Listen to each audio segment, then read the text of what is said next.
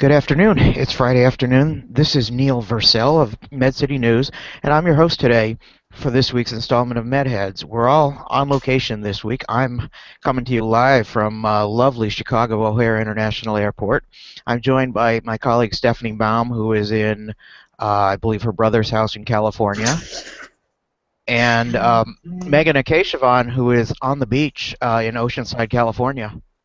No, I'm not in Oceanside. I'm in La Jolla, dude. Oh, you're in La Jolla, dude. Okay. I thought you were in Oceanside yesterday. Well, anyway, you are right on the ocean. Yes, I am by the side of the ocean. Yeah. Yeah. And At a conference, though. we're talking digital health today. We are going to be joined shortly by Matthew Holt of Health 2.0 as soon as he figures out his technical difficulties, which include clicking a link and putting on a headset.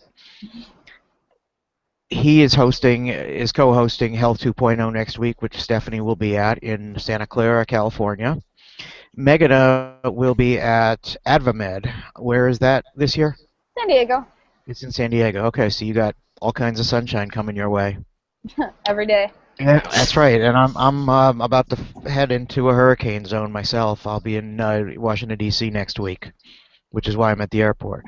So anyway, why don't we start with talking about AdvaMed, and we'll wait see if Matthew joins us before we talk about Health 2.0. What are you most looking forward to? This is a conference I've never been to. It's life sciences. I'm the health IT guy. You're the life sciences reporter. So tell us a little bit about what you're looking for this year and what kind of things you expect to be able to cover.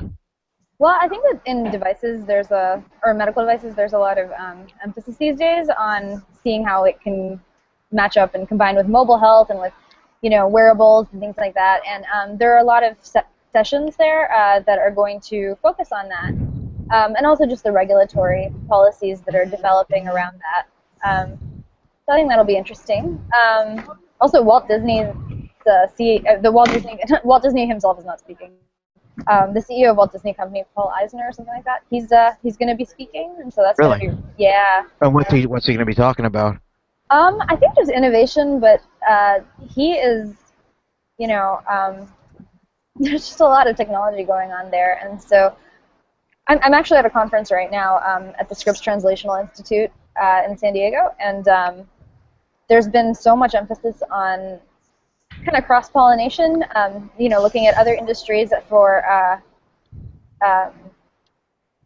inspiration on what Yeah, well, you picked up an interesting story that's out of your realm a little bit. That's Walgreens updating its consumer app.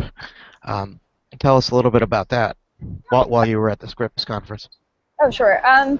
Yeah, so the VP of Walgreens, the VP of Digital Health at Walgreens, Adam Pellegrini. Yep. Adam Pellegrini, he spoke. Mhm. And one of the things that he's excited about, he said, and he hasn't necessarily released this to the press, but I guess they're going to have some sort of dynamic new rollout of its telemedicine feature on its mobile app. So I guess they showed a slide of it, and so on your phone you'll be able to connect up directly with a doctor. And so I'm not sure exactly how robust the functionality on that's going to be, but it just seems like They're going to be teaming with MD Live, correct? yeah, they are going to be Telemedicine. yeah, which is telemedicine purveyor. And then also we had Teladoc talking here, and like it's a competitive market. Yeah. And there's just been a lot of convergence discussed at this conference, and I'm going to see that next week at AdvaMed on combining this wireless science with devices. Okay. Okay. All right. Well, we've now been joined by Matthew Holt. Are you in San Francisco today, Matt? I'm in San Francisco, and I apologize. I was sitting in a fun hangout, and I believe that was the one with Donald Trump in it. But Oh, don't okay. worry, I'll be getting you in the course of this, and then That's it's just fine. extreme struggle to get into you on, but never mind. That's just fine. I am sitting here. I'm Questions. sitting here in an airport lounge with my complimentary adult beverage. So Wow, they let you in an airport lounge. Which airline would that be? that would be American. Wow, So you might want to consider my life. stay away from that. So Okay. anyway, Matt, welcome. Thank you, Neil. You've got a conference coming up next week, don't you? And There I is believe indeed a conference coming up next week, so I have my Charlie Brown glasses, but then I can't really see well. I need a hat. I'll walk around the office and find a hat somewhere. So Okay. yeah, I the Health 2.0 conference is starting actually tomorrow. There is a codathon, and you can actually, if I show you the work in progress, you can see that as a batch load of computers there. Great, I think you can see, I can't check this, which are, we do a gazillion million live demos, and we'll be setting those computers up in the main stage room down in Santa Clara for Health 2.0, but also in all the breakout rooms. And so we're starting out with a codathon at UCSF tomorrow, so coding geeks, you want to come along. And then we have a symposium for providers. Basically, this is actually your world, Neil. This is the old laggards from the healthcare system trying to figure out how they deal with all this new stuff. You're talking about the Epics and the Cerners of the world? Well, no, this is actually more like the people. So the people who've spent all their money on Epic and Cerner. This is the UCSFs and the Mount Sinai's and the UCLA's and those guys. They also have to figure out how to deal with all this new stuff because they've been told now they have to be an ACO and they have to manage populations. Right. They have to do all this different stuff, right? And a lot of that work, really those EMRs are not designed for it. So a lot of the world that we live in Health 2.0 is companies who are doing that kind of thing. So we're going to be talking with them and showing them some tools about that, and there'll be a whole session. But really, that's about what those types of providers perceive. That's the Sunday session. And then our main conference kicks off Monday through Wednesday. We have just around about a couple of thousand people coming.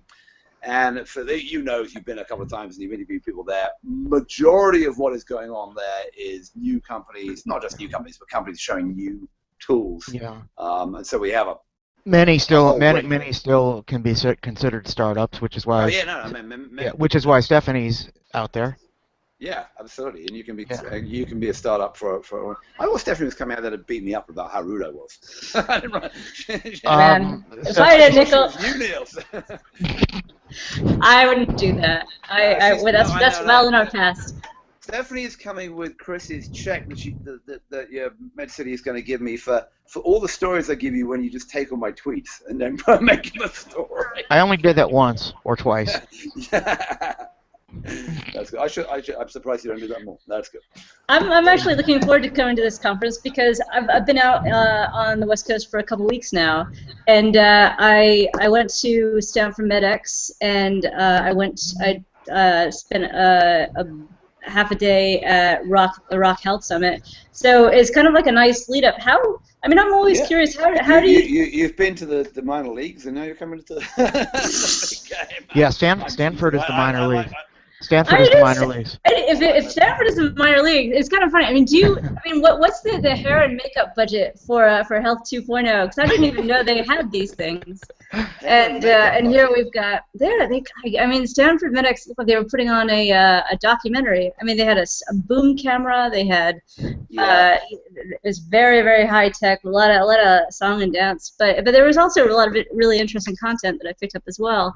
It was interesting. I went to that conference a couple of years ago, and it was much more focused on startups and how startups were working with hospitals and payers. But now that conversation seems to have moved on a bit, and at least when I went on the weekend. It was focused more on the patient experience, but also in the context of startups in areas like telepsychiatry and mobile health. How do you sit in with Medicines 2.0? Because you guys have been around for a while. Is it really you're focused more on the startup space? Definitely. So I would, if I was to characterize the three conferences you mentioned. So MedicineX started a couple of years ago. Started as Medicine 2.0. There was a conference called Medicine 2.0, which had been around and changed its name. And Neil, being an old man like me, will probably remember it's called, I think, the Journal of Internet Medical Affairs. Yes, Gunther Eisenbach at University of Toronto. After a couple of us. Yeah, he moved it from Toronto to Stanford. He moved it around a lot, and then he moved it to Stanford. The guy and he sort of licensed it out of it. The guy licensed it out to Stanford's Larry Chu, who now does MedicineX. And Larry did it and liked it, and Larry took two different approaches. One was to be a bit more focused on patients and patient experience. And then he also started doing more around technology companies as well, because we're in Silicon Valley, which is obviously the space we staked out. Funnily enough, we had a lot of patient. We still do have a lot of patient activity at Health 2.0.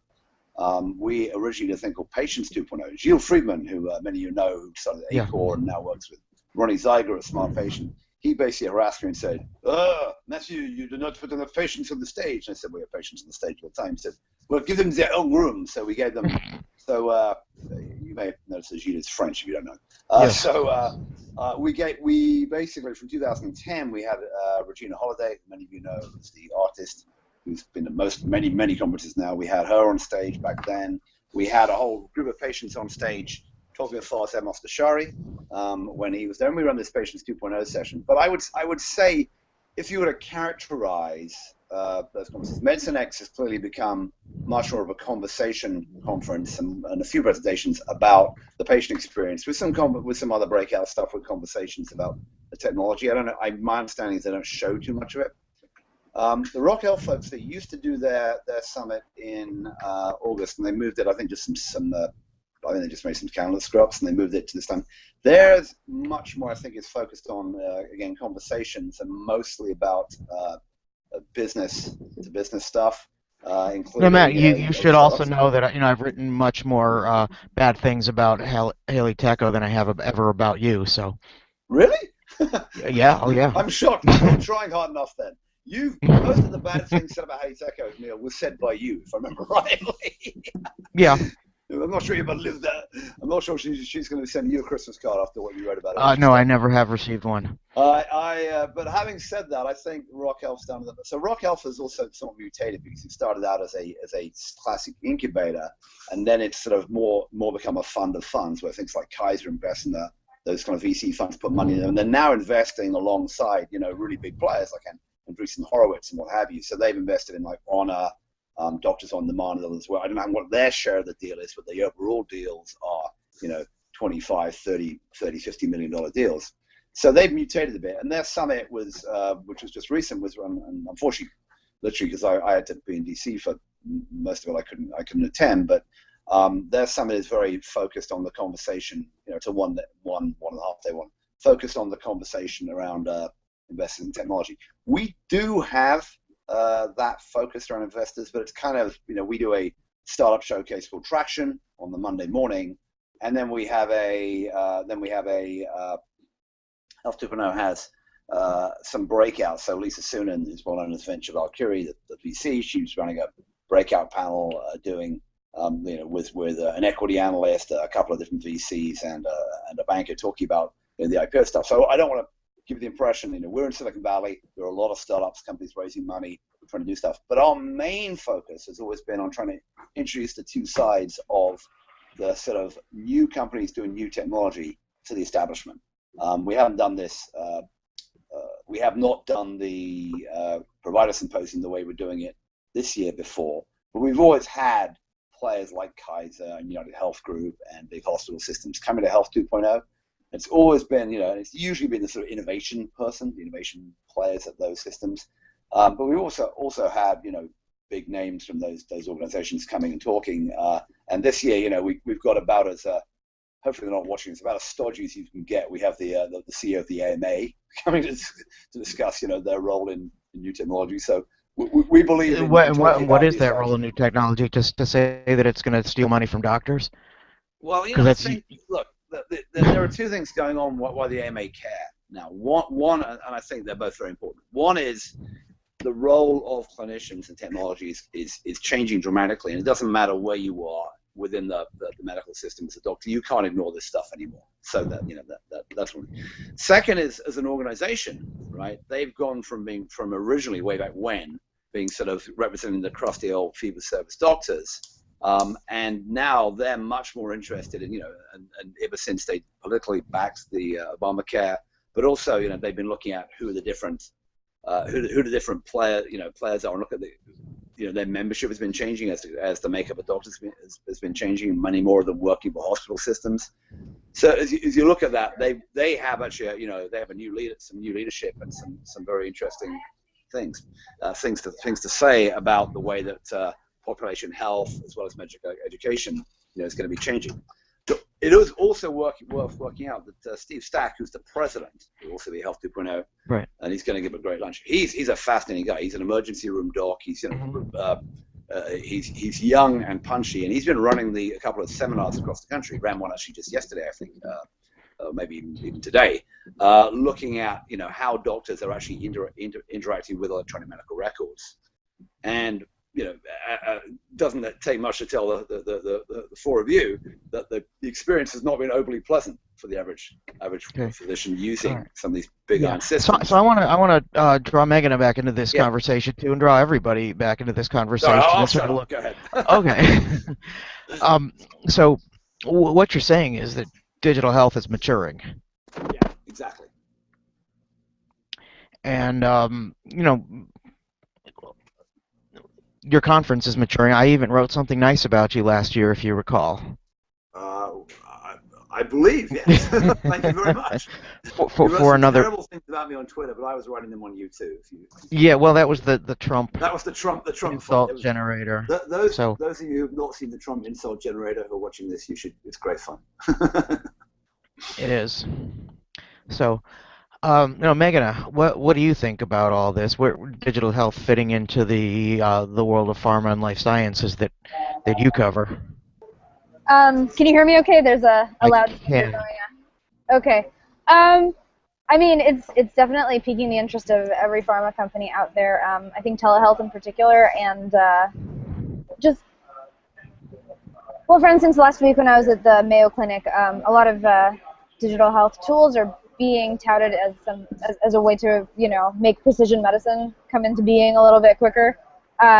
I know that everyone's super excited about things like Research Kit, Apple's Health Kit, IBM Watson's AI workings are intriguing for a lot of these diagnostics and pharma companies, biopharma companies. Yeah, I mean, as I mentioned earlier, everything's sort of coming together. It's a situation of convergence right now, and you see it more than ever at these conferences that we're at. Like at AdvaMed next week, a lot like I feel like I'm repeating myself, but just one of the prevailing themes is how digital health will fit into just traditional device manufacturing, and the security issues around that, whether people can hack into the devices. That's a real concern. Yeah, we saw that demo a month or two ago where Blackberry hacked into a smart infusion pump. Maybe it was Blackberry's attempt to remain relevant, but that video got some pretty good traction. Yeah, absolutely. And in terms of data security, people are concerned in pharma just as far as like preserving patient information. I mean, it all kind of blends together. I don't. I mean. Okay. Yeah. All right. Stephanie. Sure. I mean, I think one of the things that fits into this is actually something I'm looking forward to seeing at Health 2.0, which is how health system venture groups are looking at investing in this technology and bringing it on board. I mean, the thing that makes it so exciting is that we're getting beyond just hospitals just doing these not token, but getting to this comfort level, where they've done pilots, they've evaluated this technology, and it's gotten to a point where they're adopting it in a more concerted way. But I mean, there's so much experimentation going on in this market right now. The business models are still trying to prove themselves, and as we saw at the Rock Health Summit, there are still companies. There are going to be a lot of companies that are not able to withstand the test of convincing investors to get on board, like we saw with Better. And I thought that what was particularly interesting, having that at Rock Health, was that here was a Rock Health mentor rather, and he was a co-founder of Better. I think it's Jeffrey Clapp, and the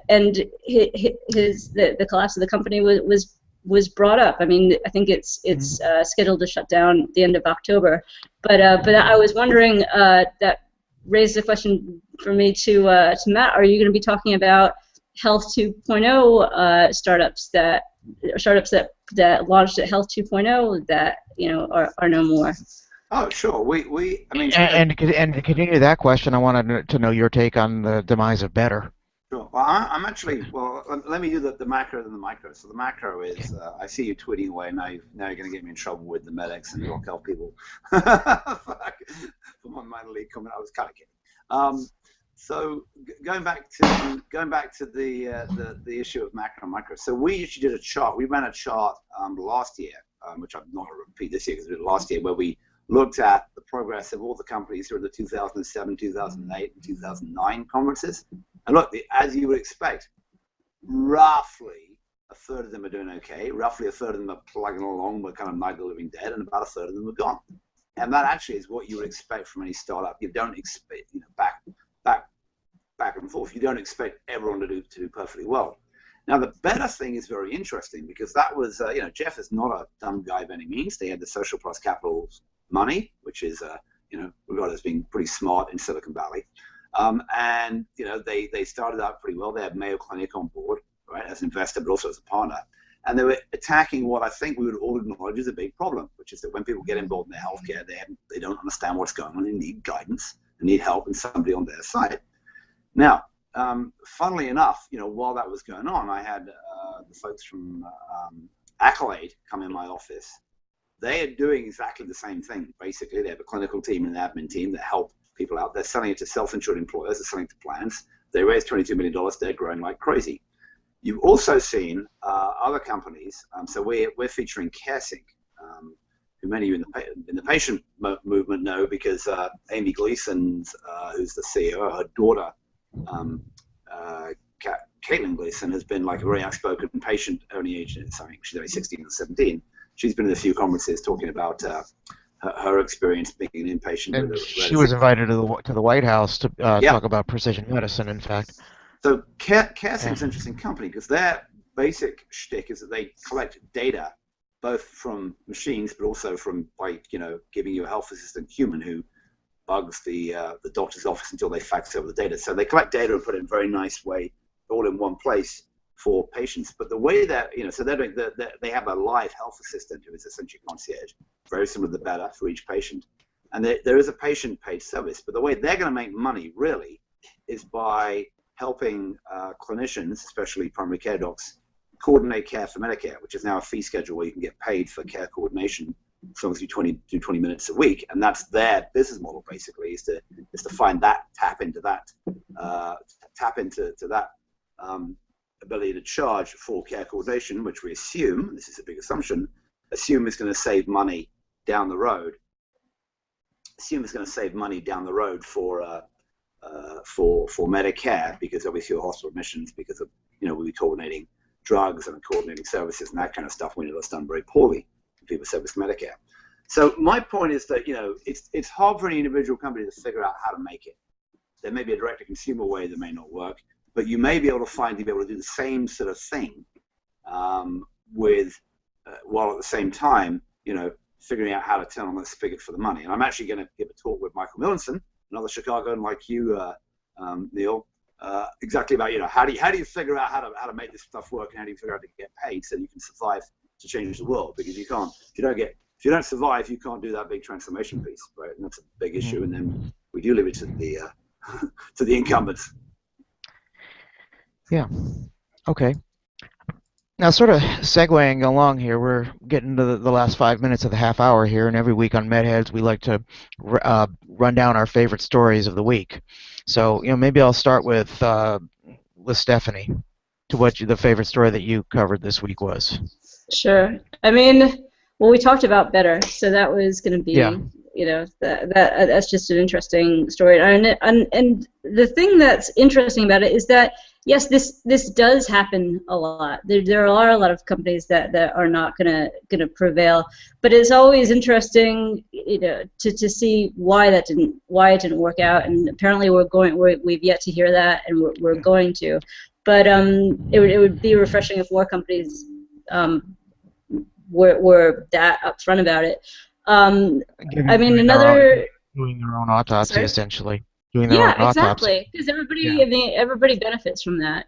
But it was just kind of weird the way that story kind of came out, because it was just like in this series of tweets. It was part of a presentation, and then a series of tweets, and then it was just kind of interesting. But also there was a company that I wrote about this week, just this morning actually, and they're a pre-revenue company that has seems to have registered for an IPO as part of the Jobs Act, kind of making things a lot easier for